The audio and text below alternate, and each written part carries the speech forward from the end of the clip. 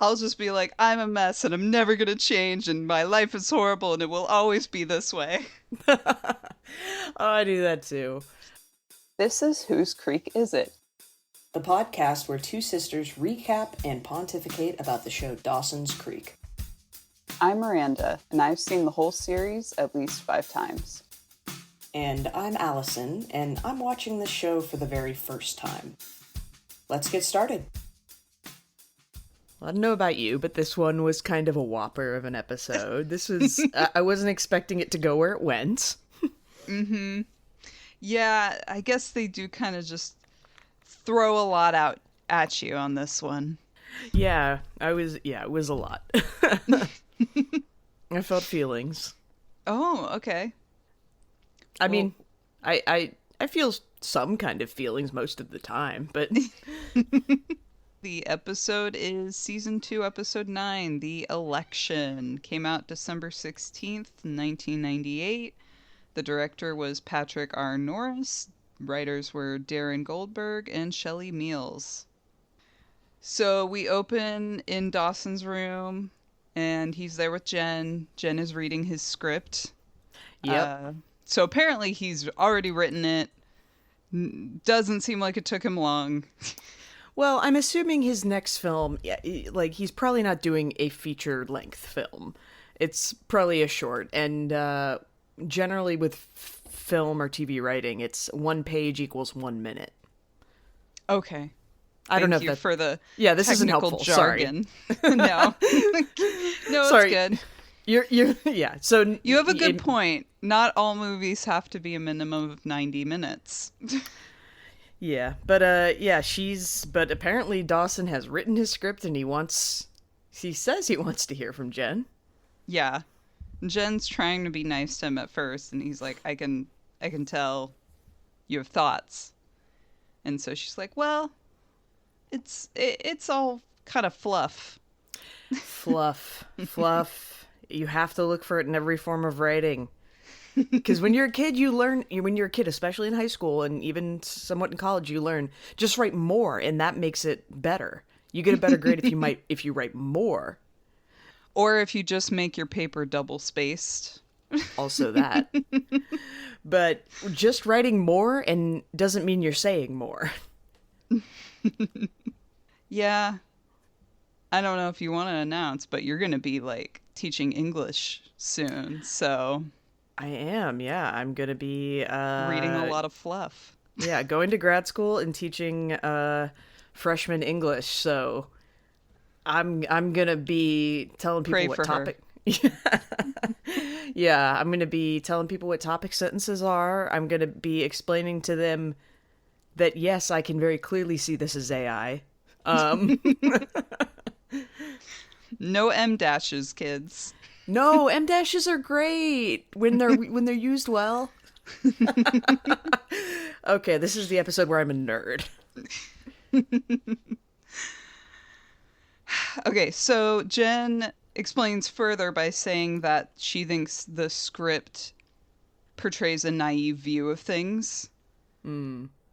It's clearly about like some teenagers going through some stuff. We don't really know a whole lot about it other than that, and that he seems to be lacking like emotion in his writing, I guess is what she's kind of getting at. Yeah, it's sort of like it sounds like he wants to tell a story of like first love and how magical it is, and she's like, okay, but you're not giving me any grit. You're not giving me the like wild mood swing. You're just giving me a nice fluffy story.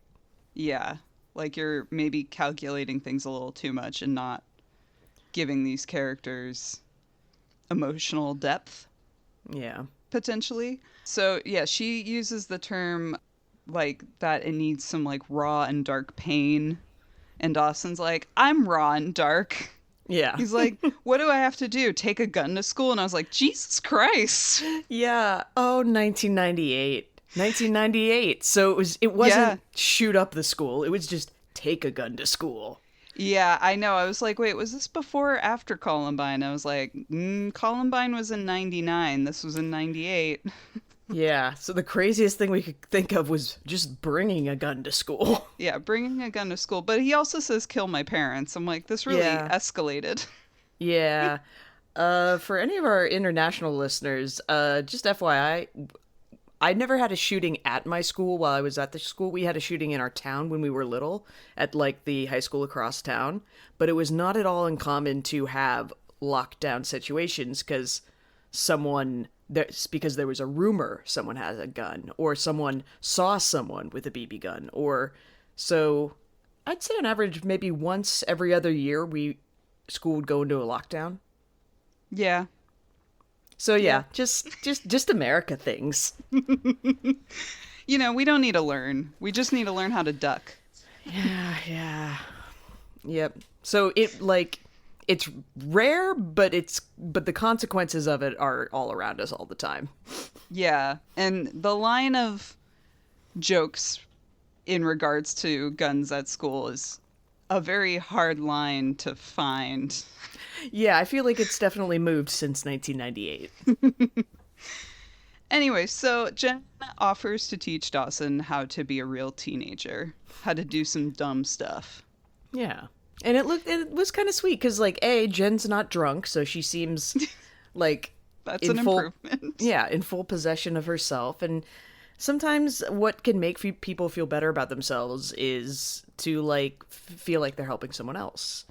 Oh, okay. I thought you were going to go with to feel like someone else is more of a mess than they are.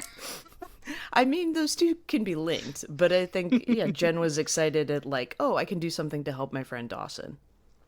Yeah. She needed this activity. Yeah. And she wasn't going to take it too far with him because he's Dawson. Mm-hmm. She's not going to ask him to do Molly. No. Drive to Tijuana one night. It'll be a long drive. Yeah. We're next seeing Andie catching up with Joey to ask her to take part with her in running for student council.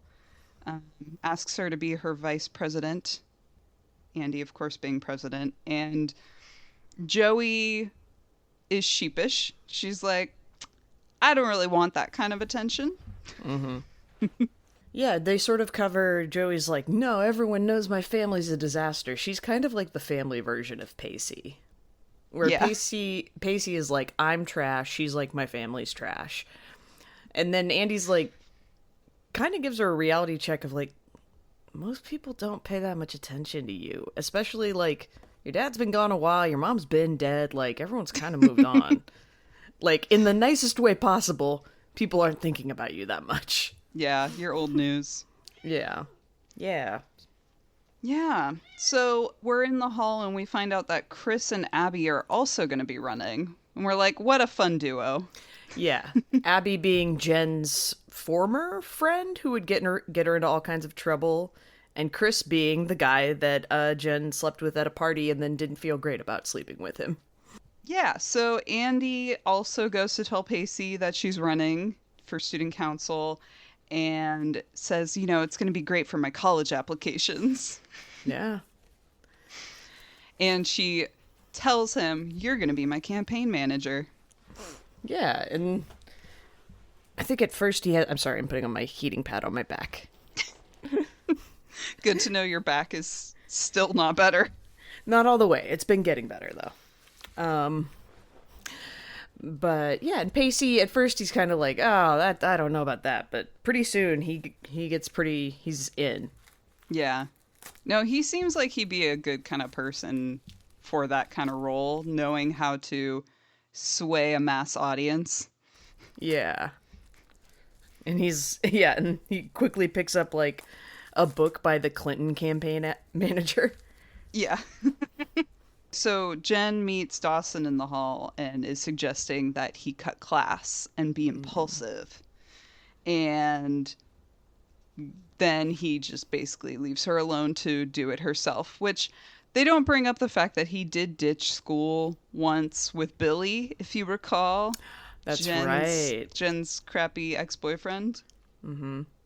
So. Quick question for you. Did you ever run or get involved in any kind of student government, or were you ever the friend campaign manager of someone doing it. I was not. Yeah. I'm not even sure I knew we had student council in high school. Well, yeah, because they don't have any power. Yeah. It is this weird charade. Like, I never was interested. It just felt like this weird, like, we're going to have a popularity contest where we vote people who, and then those people have to go to meetings every other week or something. And, like, maybe they decide on the prom theme. I don't know. They do a fundraiser of some kind. Yeah. Yeah. How about you? Did you? No, I wasn't, never got involved with that. I don't think I even knew anybody who did it. Or, like, I'm sure I, like, knew of people, but, like, no one I hung out with did it. Yeah, I had a weird thing in high school where, like, I wanted to be perfect academically and do all the grade stuff, but there were certain school activities that I felt were too lame and, were too... I think I disliked that they were so transparently there to help you get into college. Yeah. And I was like, no, I'm just going to kill myself and have perfect grades. As if it's really that different. I don't... was I doing anything in high school? I mean, I did community service, but we kind of had to. Yeah. You had your garden club for a while. Yeah. No, I did it after, like, the obligatory, I don't even know how many hours it was, like 30 hours or something. It turned into, like, 10 hours a year or something was what they were doing when I was there. But honestly, we're just fucking around in a garden. That was really... That's what most high school activities are. The swim team, we were fucking around in a pool. Although I do remember, and this was, you know, obviously before we knew how problematic J.K. Rowling was, I went with a friend we found out there was a Harry Potter club at the time, and, you know, we both read the books. We were the right age, like, we hit it. We were just the perfect age for that series as it came out, and I remember going into that and realizing, like, oh, these people are fans of Harry Potter. Like, these people had opinions, they had written fan fiction, and they were a level of Harry Potter fan that I didn't know existed, and we didn't go back. Then you felt like a poser. I felt like, oh, I'm in over my magical head. Yeah, it was sort of like, oh, I'm a nerd, but I'm not this much of a nerd. I don't know. It was, you know what? Insecurity breeds judgment. Yeah, I was thinking, I'm like, should I tell? It's not really a story, just that, you know, my friends made, like, the We Love Jesus Club or something. Oh, yeah. Well, we grew up in, like, a conservative suburb, and it was just sort of this default thing of, like, well, if it's involved with Christianity, it must be good. Or, like, it must be a good thing for kids to do. Yeah. I mean, it was good I was around those kids. They didn't do anything bad. Kept me on the straight and narrow, I guess. Yeah, there's nothing wrong with it. It's like, if that brings you solace, that's awesome. It's just, don't tell everyone else how terrible they are for not doing it. Right. So, okay, now we're at Dawson's house, and Mitch is apparently over to help fix the dishwasher for Gail. She's like, I just didn't know who else to call. Yeah. Like a plumber. Yeah. Mitch is there in his, like, white t-shirt and bulging triceps. Mm-hmm. He's like, it's fixed. Yep. He's like, yep, I think I fixed it. And then all of a sudden the door swings open and water just goes shooting out everywhere. Yeah. He somehow turned it in the dishwasher into a water cannon or something. And that's when I clocked that, like, oh, Mitch is wearing a white t-shirt. This is a wet t-shirt. Yeah. Mitch thing. I mean, to be fair, he didn't even leave the shirt on for very long. No, he took it right off. And, like, I'm not mad that he did. It was... It's just like, how is a dad this ripped? He doesn't have a job. Yeah. Yeah, he's going to make a joke about that later in this episode. Well, we can always make a joke about that. Yeah. It was the 90s. You could get a job, probably. But yeah, he's just veins coming out of his bicep. It's like, he's not just like fit for a dad. He's like, this is a man who spends a significant portion of every day thinking about how to make his body look this way. So they're laughing. You know, she's like, I knew you would do something like this, which, once again, call a plumber. But, you know, I don't know. I don't know. I think she also just maybe missed him. But they're giggling, and then all of a sudden she's like, actually, wait, you're really hot, and maybe we should hook up right now. Yeah. And I don't remember what the music was, but I did write down, what is this music? Well, you know, none of it's the original, I think. Like, it makes me so sad, though. Like, the times I look on IMDb and it, like, lists off the songs of the episode, and I'm like, damn, that would have been so good. Oh, maybe I'll pull out my phone and try to, like, recreate the experience later. But yeah, they basically just, like, lay down and are going at it on the kitchen table. Yeah. Knocking shit down. Mm-hmm. Just without regard, which I'm like, I don't know. I'd be like, wait, let me set that bowl somewhere else. Yeah. I only have 2 bowls. I need that one. Yeah, so, yeah, they're hooking up on the kitchen table, and Dawson happens to come home, and he walks into the kitchen a little bit, sees what's happening, turns around, and is all smiley about it. Mm-hmm. He's like, yeah, my parents are hooking up.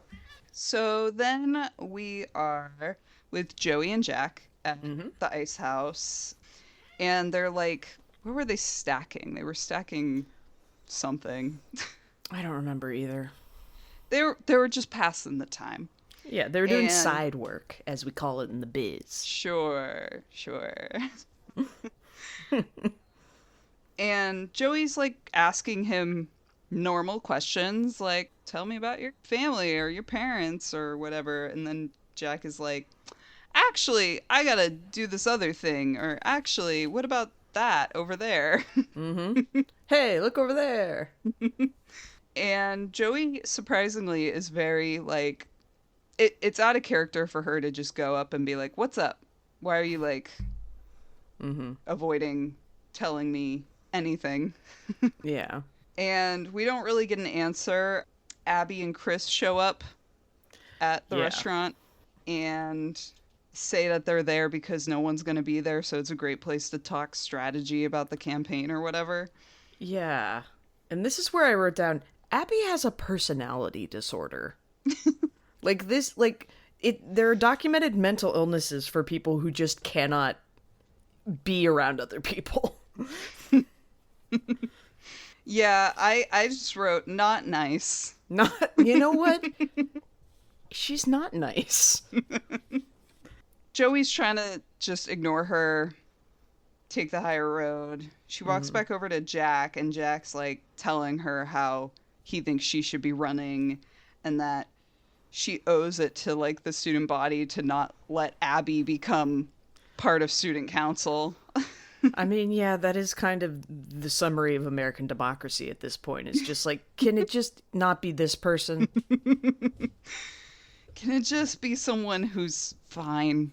Can it just be someone who it doesn't have a personality disorder? Once again, Joey reiterates that she doesn't want to be publicly scrutinized. Yeah. She's like, I know where I stand. I don't want to hear about it from other people. Mm-hmm. But Jack is like, no, you have like a girl next door quality and you're great just 'cause. And and says that she's a natural born leader. And Abbie comes right up behind them and says, more like a natural born loser. Oh my. This is why we don't use AI, kids, because then we can't come up with good comebacks. If you don't practice, you can't come up with good insults. Yeah, and so she's just going off about Joey and no one wants to vote for someone who's like a convict's daughter and blah, blah, blah. And then Joey does like the very TV thing. She takes like a pitcher of water or juice or something and just dumps it on Abbie's head. Yeah. And Abbie's like shocked. What did I do to deserve this? And Chris is like covering his face laughing. Yeah, he's just like, it's like, why are you hanging out with Abbie? But he also just seems like he's bored and always just wants something to do. Yeah, and he seems like, you know, he likes to see girls as conquests. I'm sure he could see being like in student government as like a conquest somehow. Mm-hmm. Yeah, but this riles up Joey enough that she says to Jack that she's gonna run. Yep. Mm-hmm. Rage at a mean person. Great way to make decisions. Yep. Now we're with Andie and Pacey, and they're working on flyers and just talking about strategy. This is when Pacey mentions he's like reading a book about the Clinton campaign. The first one, not that we have to like... Well, yeah. I meant to look this up. When was the impeachment Monica Lewinsky affair situation? I did look it up because later when they get to the bathroom scene, he's like, "Oh, this book taught me about scandal, like how to deal with scandal." And I was like, "When was this?" The Monica Lewinsky thing became public January of 1998. This came out in December of 1998, so it was. Yeah, it would have been. It would have been like a tight turnaround to get this in production, though. So that's interesting. That's true. Yeah, they probably were writing this not long. After January. Probably, yeah, because like I can look this up later, but now I'm wondering because it dragged out for months of like now we're doing these hearings and these hearings because the craziest thing we could imagine a president doing was having consensual sex. Consensual, but with a problematic power dynamic. But yeah, the craziest thing we could imagine. Man, I wish we had a president who only stuck cigars in weird places. Yeah, God. Places where adults are.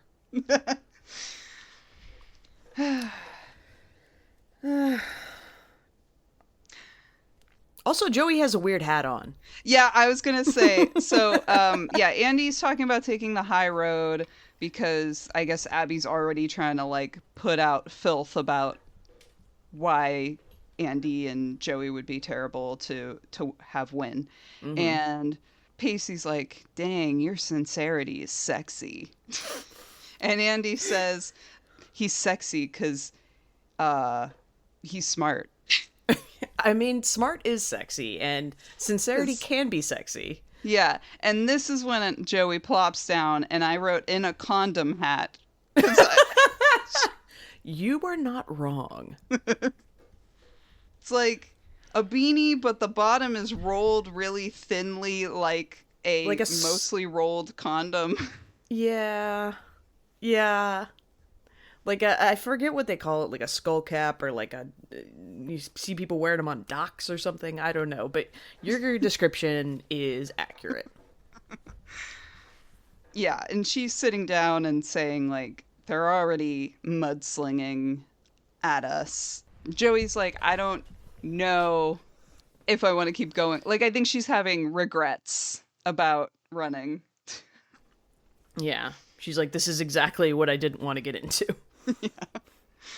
That is the worst thing when you have anxiety and you tell yourself you're just worrying about the worst case scenario, and then it happens and you're like, "See, this is why I have anxiety, because it's correct." This one time out of 100, I was right. Yes. Now we are with Jen and Dawson at a store. I think it's like the same store that Abbie stole from. Yeah, I think so. Yeah. And Jen brought Dawson there to steal. Yeah. It's like it's lesson 1 in being an outrageous teenager. Mm-hmm. Which, by the way, did you ever steal anything? Not as a teenager. I think I stole like a Lego man from daycare when I was like 4, and Mom made me feel really bad about it. And then I remember one time watching the show Cops and her saying that she would turn me in if I broke the law. So I don't. So no, I didn't steal. We weren't like grounded and punished. We were just it was known. It was known. It was known to not misbehave. Yeah. And that's probably why we assume the worst case scenario out of everything. Yeah. Yeah. I will be arrested if I steal one more Lego. I was going to say, like, I don't think I've ever stolen intentionally, but I'm like, you know what? I definitely stole stuff at the dining hall in college, but I feel like everyone did. Oh, wait, no, I do. Okay. Yep. If we're going with that, then I remember I was working this contract job. It's as a full-time contractor, not this most recent one. And the drive was such a pain in the ass. It was like a 45-minute commute to go like 8 miles. But there was a gym on site, and I used the gym, and it had these like white gym towels. So I stole a couple of gym towels. And I still use them when I go to the gym now. I've never thought to steal gym towels, but okay. It was all I really had. Yeah. Yeah. And a lot of gyms don't give you towels. So now you have some go-to like made for gym towels. Yeah, I do. Yeah. Mm-hmm. But yeah, no, I stole. I don't even know how much I stole from the dining hall. Like probably mostly food. Because, at some point they had to have rules about, like, if you eat in, you can only take, like, a piece of fruit. You can't take, like, 10 pieces of fruit. Oh, yeah, because it's always this, with college dining halls, it's always this, like, is it we didn't have any, like, all-you-can-eat dining halls. So it was, like, pay by the item. Oh, yeah, your But school people sucked. did still... But people did still steal. Like, you would bring, like, maybe you have a pack of cookies on your hand, but then you have the plate on top of that. And so, yeah, people did steal. Yeah. Probably the most egregious thing I stole was a paper towel roll holder. Wait, this sounds familiar. Do you still have it? I do. It's my paper towel roll holder. Great. You know what? You and I are both still using the things that we stole and for their intended purposes. And it was from places that took a lot of money from us. Yeah. Or places that should have paid us better. Yeah, that's what I mean for your instance. Before I remembered that, I'm like, oh, I don't think I've ever stolen anything on purpose. I've definitely accidentally, like, gone to Walmart and bought packs of soda and put them on the bottom rack. Then I forgot to tell the cashier. Or one time I even told the cashier, and they were like, uh-huh, and they just kept scanning everything else. And then by the time I paid, I forgot. I got out into the parking lot. I was like, they don't care. They're getting paid the same regardless. I was like, can't go back in there because then that person's going to get in trouble. Yeah, that's class solidarity. Okay, so you stole a Lego man and some gym towels. Yeah, and you stole a paper towel holder from a college dining hall. We're bad. Yeah. Yeah, okay, so, right, we're talking about stealing. Jen leaves it to him to steal, like, lip gloss or something for her. Yeah. And he doesn't. He chickens out. And it's just like, what? Like, stealing is going to make me suddenly, like, more wise into, like, teenagerdom. Yeah. And Jen says a bunch of stuff. And one of the things she says is, like, stop hiding behind that psychology degree that you don't have. Yeah. And honestly, it was in this... I kind of identified with Dawson in this because, like, I didn't get into trouble as a kid or a teenager. And, yeah, I remember in that moment kind of being like, oh, yeah, I was kind of a Dawson in that respect. Yeah. But I never felt, they say teenagers feel like invincible. I never felt invincible. Mm-mm. I wasn't very impulsive. If anything, I played it too safe. Yeah, no, I worried that like any incorrect step would ruin my life. Mm-hmm. Yeah. Yeah, I'm in my 30s now, and I still have yet to have my messy era. I You guess I'm know, saving it for later. I know. I'm kind of maybe I'm gonna be messy now that I'm going back to school. Yeah, you totally should. I need to go through my hoe era. Yeah, just don't sleep with any of your students and you'll be fine. Oh God, no. You Oh, don't know, there might be some older students. you if you're nope. No. Okay. Yep. You need to at least have the 30th birthday like in your sights. And also not with a student. Nope. Power dynamics, Yeah. nope. Yeah, you're more likely to fall for a professor. This is true. I know this about myself. Has it happened before? Maybe, who can say? To be clear, by happen I mean me fall for, not anything actually happening. Yeah, but I feel like everyone's been there, or at least I think most of the women I know have been there. Mm-hmm. Yeah. Yeah, you're gonna have to tell me about all your crushes. I'm excited about that. Okay. Okay, where were we? Yeah, so Jen's annoyed, says that Dawson's not growing. He's not,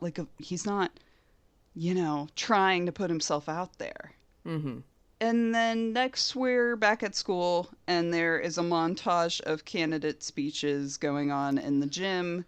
I love that they're like petitioning for Walkmans in study hall, which I'm like, isn't that a little dated for even this time?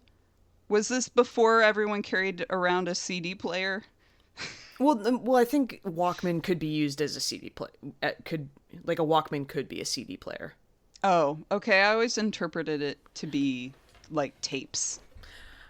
I think it's probably started that way. I think it was just easier than saying CD players. It was like, oh, that's your Walkman. I don't know, but I don't know. Yeah.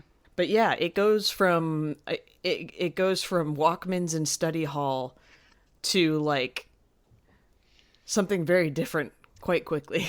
Yeah. So Abbie is giving her and Chris's speech before Andie and Joey go on, or maybe they're giving speeches on separate podiums. I don't know. Yeah. Abbie says that Andie's mom should be in a loony bin and that Andie's mom killed Andie's brother. And She it's says like, this out loud to Yeah. the student body in a microphone. yeah, and Joey, it's kind of interesting because I forgot, like, at this point, Joey knows none of this. It's like she's finding this out in real time. I also yet- had forgotten that Joey didn't know. Yeah, and yet Joey is trying to change the subject. She's like, hey, so, like, maybe we should stay on topic. Yeah. I just, in all caps, wrote down, what the actual fuck? I want to beat Abbie up. Yeah, and honestly, kind of accurate. Like, the guidance counselor intervenes by saying, like, I think you've said enough. Yeah. It's like, dude, she needs to leave, like, Yeah. now. Drag her ass out of there. And yeah, and as this scene, we'll talk more about what happens next, but as the scene went on, I just kept going, Pacey, get up. Get up and go to her and hug her and walk her out. Pacey, get up. You're making this Pacey's fault? Yes, not his fault, but I'm saying he needs to take action. Yeah, he does just sit there. I mean, yeah. You can only ask so much of your high school boyfriend of 2 weeks.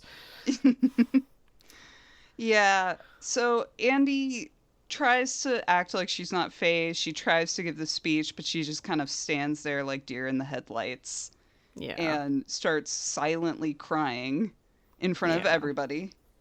And Yeah. then she just walks away from the podium and runs out of the gym.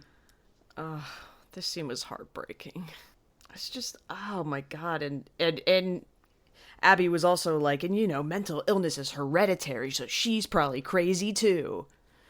Is just so cruel and stupid and just mean. Yeah, I'm like, can people really be this mean? I mean, I guess so, but Maybe. I guess I've been lucky to not know anybody this terrible. Well, no, I remember some pretty shitty stuff from school, but I blocked a lot of it out. I never ran for office, so this exact situation didn't happen, so. Yeah. Yep, so Joey runs after Jack. Jack is looking for Andie. Joey is like running behind him, like apologizing for asking questions about his family. And Jack is being very icy to her. Yeah. And it's like, look, I don't need your sympathy. I don't want to talk about it. Yeah, he like yells that he doesn't want her help and then walks away. Yeah. Which, you know, as an onlooker and an adult, I can be like, he's really worked up and he you know, you guys will regroup later, but I could see like a 15 or 16-year-old Joey like taking it really personally. Yeah. Yeah, but he's like, I don't have time for you to feel bad right now. This is not about you. Yep. Yeah. Can't do this right now.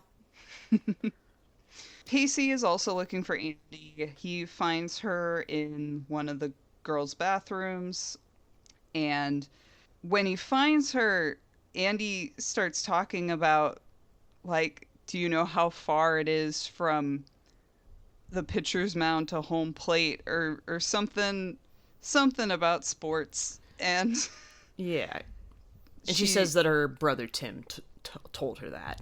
Yeah, that he taught her that and other useless facts. Yeah.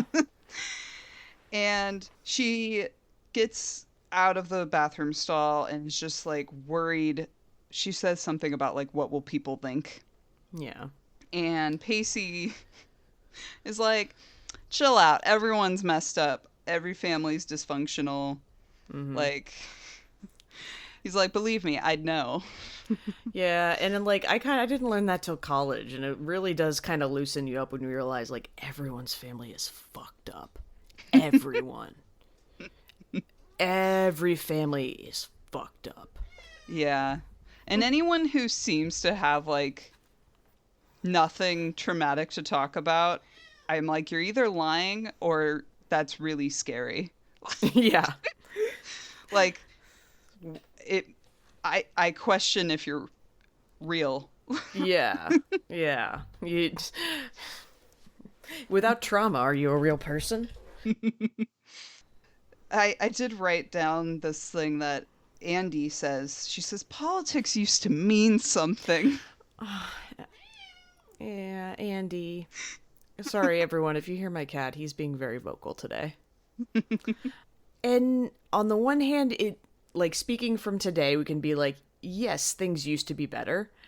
But at the same time, it was never pure. Like, it was kind of earth-shaking. I need to go back and reread it, but as a freshman in college, I read Fear and Loathing on the Campaign Trail 1972 by Hunter S. Thompson, and it was about the 1972 election. And it just opened my eyes. It was like, oh God, it's all money, and it's all rhetoric, and it's all telling people what they want to hear. And like, it was never pure. It's just, oh, Andie. Yeah. So apparently her world hasn't been shattered by, like, there is no justice in most things. People will of their own volition vote for a criminal sex offender that shorts his vendors. People will go, yes, I want that. Yeah. And lets algae grow. How dare he? Bastard. Sorry, I'm just trying to make it relevant. Yeah, no, you are. Yeah. We're in the current week of, which it's so dumb. It's just like, there's so many things. There's so many things to knock him on, but it is kind of funny that we're knocking him on algae. Yeah, because if anyone who isn't aware, he like repainted the Washington Monument, the reflecting pool, yeah, in front of the monument. For some reason, he gave a huge contract to some creepy guy he does business with, and now it's full of algae and like And like The paint's coming off because they poured a bunch of hydrogen peroxide in there or something.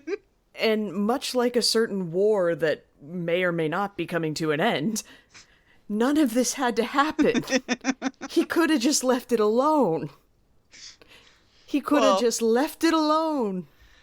I know. Same with, like, what is it, the west side of the White House? Oh, is that where they're doing the quote-unquote Where it was ballroom? like, I still don't, like, I know that they fired the architect, and so now it's just, like, a pile of rubble, and I'm like, so are you gonna fix it? Or, like... They don't do that. They don't do that. But it's They like, cause you could have problems. just left it. Like, literally all you had to do was just not break things. And people would have gone, wow, he's really better this time. Well, he had to get back in here because he's like, I didn't break enough things. And now I have the right people to help me break everything. I'm so angry at so many people. Think of Mom Donnie. Think of him. Think of what he means. Where he's just like, hey, what if we gave people things they need? Hey, landlords, don't break the law. It's so simple. But yeah, Andie is crashing out because of her life, but also, and this is a thing I'll do sometimes when I'm feeling like my life is a mess, everything's a mess, I'll then reach into the ether and grab like global problems and being like, and this is also a mess and it's representative of the collective mess. I'll just be like, I'm a mess and I'm never gonna change and my life is horrible and it will always be this way. Oh, I do that too. But I do remember I did write down that the conversation in the bathroom feels kind of like disjointed. And I was a little kind of like, was this just weirdly edited? What happened? But yeah, later in the episode, I have reason to revisit it. Yeah. So, let's see. Pacey tells her that everything will go back to normal. Like, everyone's going to forget about this. And then she's like, normal, and like starts spinning out, I guess, because she's realizing like nothing in my life is normal right now. Yeah. And then Pacey tries to talk her down by like, normal never existed. I mean, yes, yeah. Andie seems to get it together for a minute. She looks in the mirror, sees that she's a mess, and then gets suddenly very full of anger and throws his campaign advice book into the bathroom mirror and it shatters. And then it is like, it goes from 10 to 100. Yeah, yeah. Like, it was already elevated, and then it's like, oh, we're throwing and breaking things now. Yeah.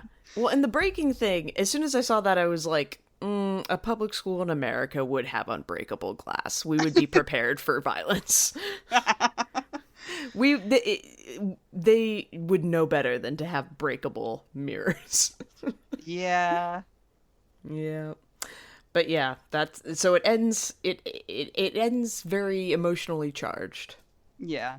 And I think Pacey's like, what the fuck was that? Yeah, Pacey's like, I thought we were getting somewhere. Okay, so Dawson is visiting his dad at his dad's warehouse apartment studio place. And his dad now seems to have taken up restoring furniture. Sure.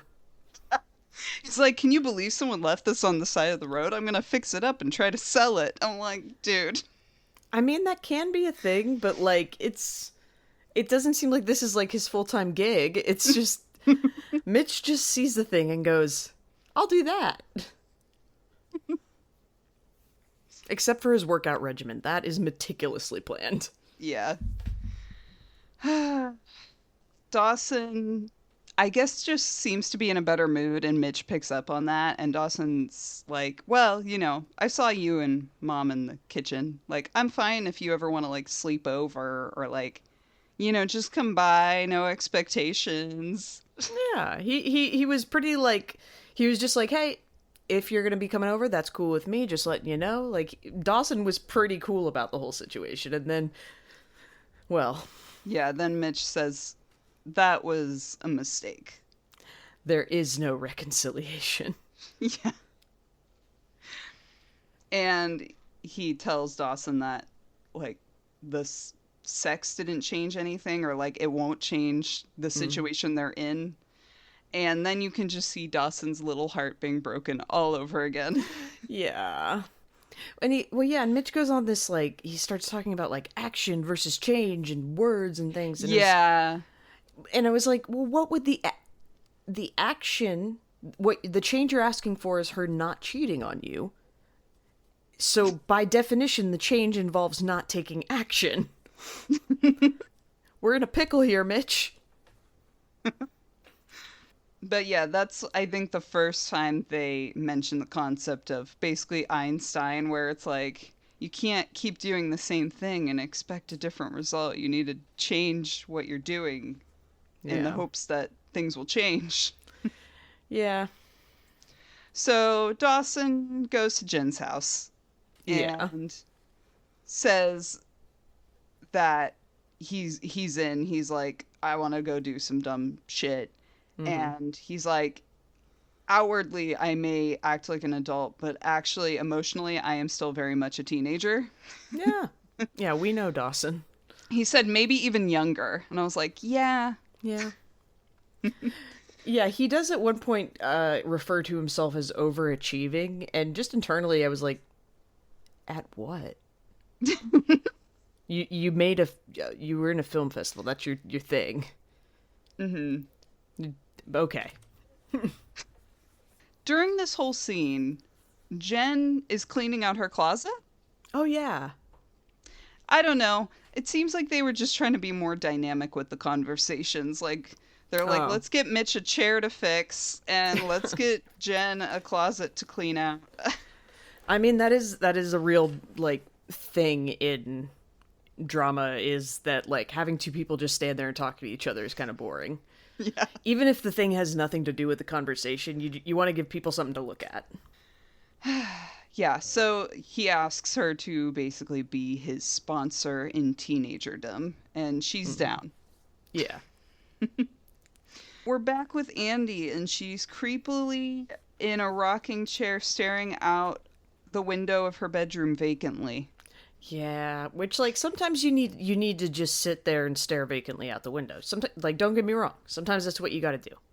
Yeah, it was creepy. Just like full tear face, stoic vibe was a lot. And Jack comes into her room, and it's really helpful. He's like, you just need to hold it together. Yeah, because that's, what they both do after their family blew up. They're just trying to hold it together.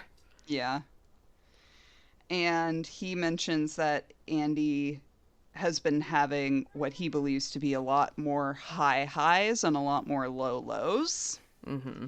And says that he thinks that she should get back on her meds, which is the first time we're hearing about this. Yeah. And she tells him, no, I'm fine. Yeah. She says, I'm fine several times. Yeah. Like, uh-oh. Yeah. And it's... I'm glad they didn't just, like, outwardly state, like, here is a diagnosis and a thing, because, like, then, you can pick apart, like, I don't know that that's an accurate representation of that particular disorder, but... Mm-hmm. Yeah, it made me so sad for her, and her... It just creates so much backstory to go back on the medication. Which tells us that she had been receiving some kind of treatment. She had been put on some kind of medication. She had decided to go off said medication. And all this has happened by the time she's 16, probably within the last couple of years. Mm-hmm. And it just made me think of all the people who, either get off medication because of the stigma, or like really will put it off forever and go so long without doing it because there's all kinds of stigma, and you have all these, like, people are like, is it going to change who I am? Is it going to do this? Is it going to do that? Also, we live in America, so there's a lot of medical hurdles. Yes, also that. Yeah. Yeah, you may not be able to get the treatment, period. And it just made me so sad for her. And I wanted to, like, hug her and be like, girl, just it's just a medicine. It's okay. Yeah. I get that, though. I've definitely gone off meds when I shouldn't have, and it's just like, who am I without drugs? Let's find out. Let's find out. Well, the thing is, it's sort of like, I don't know. I think people almost give drugs too much power because like they don't change who you know. What people have had different experiences for me, but in my experience, I don't know. It depends. It's sort of the conversation is different when you feel like you're being told to be put on drugs for the convenience of other people. That I can see like really questioning and even fighting and being like, I'm not going to change myself. I'm not going to take medication to make myself easier for you to handle. But my experience has been like the medication exists to relieve my suffering. Yeah. That's a better way of looking at it. I usually just get mad because I'm like, if I didn't have to work and be in this crappy world, I could be happy, damn it. I have to take these pills because everything else is wrong. Oh, yeah. No, capitalism is why we're all on antidepressants. We have lots of systemic reasons that are leading us to these sort of like individual treatments. And it's just like, well, what if everyone had what they needed? I don't know. It just makes me mad. I'm like, I shouldn't have to medicate myself to function in this world. We should fix the fucking world. And then I don't have to have dry mouth. My mouth would be so wet if this were a functioning society. Okay, so now we're back with Jen and Dawson. They have apparently just TP'd a house. I'm assuming of a teacher. I didn't recognize the name of whoever's house they TP'd, but yeah. They are like running into the woods away from the TPing scene. Yeah. Then Jen suggests that they do something else that's like quote unquote reckless, and they go skinny dipping in the creek. Yeah. And it was cute. It was very cute. Yeah. Like Dawson turns around and Jen's like taking her clothes off, and then she puts her bra over Dawson's shoulder. Yeah.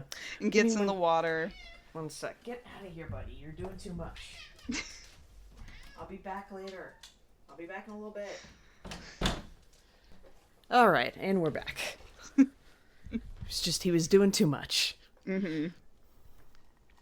Yeah, so she gets into the water while he's still turned around. They're respecting each other's modesty. Yeah. And she gets in the water and says, "Come on in," and the water's great. And I was like, it's gotta be so fucking cold. Like, it's gotta be. Oh, yeah. I mean, we have no idea what time of year it is, but it's cold. It's probably, I don't know. Yeah, I don't know. So then Dawson, takes off his clothes and he's like hiding behind a bush. And Jen's like, "Is that a tree branch, or are you just happy to see me?" Ugh, okay. Yeah. And then he gets in the water. They start having a splash fight. Yeah, it's all very cute. And then Jen starts asking questions where I'm like, I don't think you should be asking this. You're teetering in weird places where she says, "Have you ever dreamt about me?" Yeah. Yeah, she was in that way. Yeah, she was like pushing it a little bit. Yeah. Dawson doesn't want to answer. He's like, "Well, what about you?" And then I think she says like, "Perhaps." Yeah. So yeah, they're flirting. They are.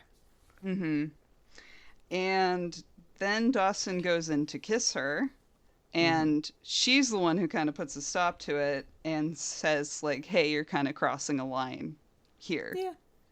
And he's kind of surprised by it. He's Yeah. like, "I thought you were cool with this." Yeah, Like, thought you wanted me back. And then she repeats that thing that Mitch said where it's like, I'm trying to do something different in the hopes of a different reaction. Yeah. And says like, "I'm going to try to be your friend." Yeah, and I was like, don't freak out, Dawson. Don't freak out. This isn't, don't blow it up. Just take this and be like, okay. Yeah. And luckily he does. And they go back to like having fun. Yeah, they get there. For a minute, he was really teetering, and I was just like, he's gonna lose his shit. So yay! That went Yay! okay. Growth? Question mark? Okay, so now we're back at school, and the candidates are doing speeches on like the announcements intercom. Yeah. Andie is about to do her little speech on the intercom, but then she kind of like has a moment of panic and Yeah. leaves. Yeah, she was like, I can do this, I can do this. I can't do this. And runs out. Oh, we should also say, I think probably what made the situation worse is like Abbie was right there. Like all the candidates yeah. are in one room. Yeah, so she's supposed to like just go and give this speech to a to all these students that listened to all her dirty laundry yesterday, and she's supposed to give the speech while the person who did this to her is standing right there. Yeah.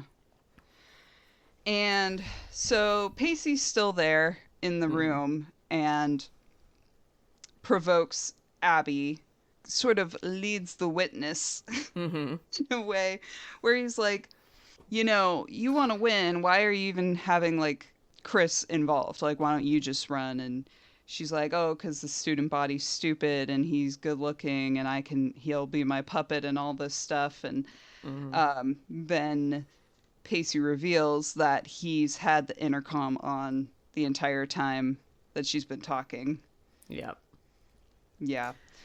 And it's assumed that the other candidates, which I forget his name, but he was like in that one episode. Oh yeah, where they were doing like the economics budgeting project. Yeah. They're the nerd candidates. Yeah. And presumably they won. Maybe, yeah. Yeah. Or they at least looked happy that Abbie got owned. Then Dawson comes home from school to his mom, who is like cleaning weird things. Cleaning things you don't clean. And Yeah. she's like, by the way, I baked bread and I baked cookies and I baked everything I have. And Dawson's like, cool. And then he goes over the counter and he sees some papers and he's like, oh, what are these? And she's like, those are divorce papers. Mitch served me today. Ugh. Which, like, did she purposefully put the papers next to the cookies so he would have to see them, but she wouldn't have to like say, I don't. This was a strange choice, Gail. Yeah, I mean, he was gonna have to find out some way, Yeah. but I don't know. Maybe she was in such shock when she saw it. Like, you know, how sometimes you just don't want to touch something that is triggering. Yeah. You're like, I don't want to touch that piece of bad news. Yeah, that if I don't touch it, I don't have to deal with it. And Dawson tries to check on his mom, like, you know, like, oh, how are you doing? And she's like, I'll be fine. I'm fine. And just continues to clean nonsensical things. Yeah. Then we are seeing Joey leave the ice house, like closing up after the end of the day. And Jack is there and offers to walk her home and apologizes for his behavior when he snapped at her. Yeah. Jack admits that he has a hard time, like, accepting help and that it's hard for him to open up and that he's feeling a lot of pressure to be the man of his family because his, like, dad is absent, his older brother is dead. He's the only active male participant in this family. Yeah, and he kind of alludes to with his mom being so unstable, and he seems to be sensing that Andie's becoming like somewhat unstable or is just having a hard time. He sort of feels he's like, there is no room for me to have problems right now. He says, like, yeah, my whole life feels like it's one big secret. And Joey starts talking about a friend, quote unquote, a friend who helped her when her mom was sick, and that her friend would just sit silently with her while she was dealing with whatever she was feeling inside, and that when things got really bad, her friend would sometimes just hold her hand and it would just help her know that, like, it's going to be okay. And then she goes to hold his hand. Yeah. Yeah, and that resonated. Like, sometimes there really is nothing you can say to make things better, and, like, you're just trying to stave off the darkness by just being a warm body. Mm-hmm. So then we're with Andie in her bathroom. And we have the universal makeup symbol for mental illness, darkened eye sockets. She just looks like she has like little raccoon eyes, like, or two black eyes, and that equals mental illness. Well, yeah, I was going to say, it looks like she's been crying. Also that. And Pacey calls her, and she picks up the phone, because I guess they have a landline in the bathroom. Yeah. And it's clear that it's Pacey. And she's like, oh, hi. Yeah, I'm fine. And she goes into the medicine cabinet. She pulls out a bottle of medication and says, yeah, I'll be back to my old self tomorrow. And she takes the medication. Yeah, and she's it was just sort of drawn out, and she's like filling the water cup, and she's staring at it, and she's like, oh, just take just take it. There's nothing wrong with it. You don't need to suffer needlessly. And B, I hate to break it to you, it doesn't work overnight. Yeah. It's, generally speaking, it is an accumulation of it in your system. It's so you might not be back to, like, quote unquote normal tomorrow, but you'll probably start feeling better soon. Yeah. And then Dawson comes over to Jen's place to tell her about the divorce. Mm-hmm. And Dawson's like, yeah, I think I knew deep down that it was leading to this. And he starts crying. Yeah. And Jen kind of holds him. And he says, thanks for being there. And she says, thank you for letting me. Yeah.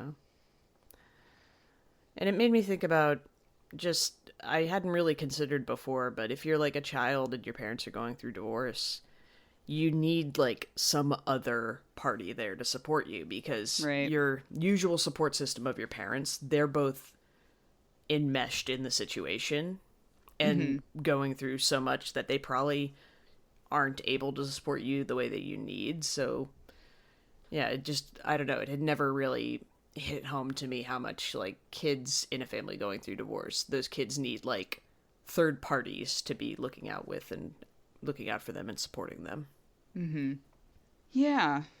It ends on a sort of sweet note, and it's interesting that Dawson and Joey are kind of, I don't want to say they're in separate worlds right now, but they're seeking help from others, and they're enmeshed in other people right now. And, like, it's, I don't know if it's a good thing or something, but it's just, like, interesting, because it's like, oh, okay, they're taking time away and getting some character development without each other.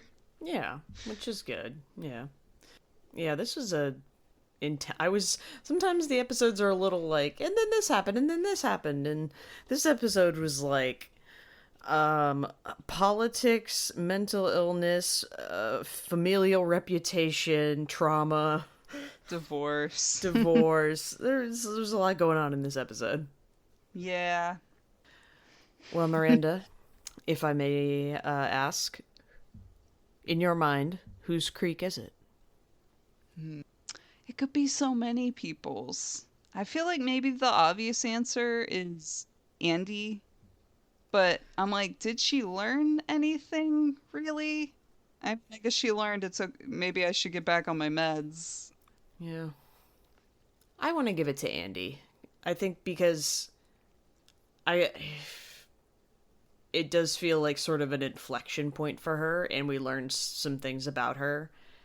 And, like, I don't know, I just felt for her so much that the creek running through my mind ran for Andie. You don't have to agree, though. No, I think I have to. Well, I don't have to, but I think I do. Yeah. Dawson has some stuff going on, but I don't know. It's very small incremental things, I guess. Yeah.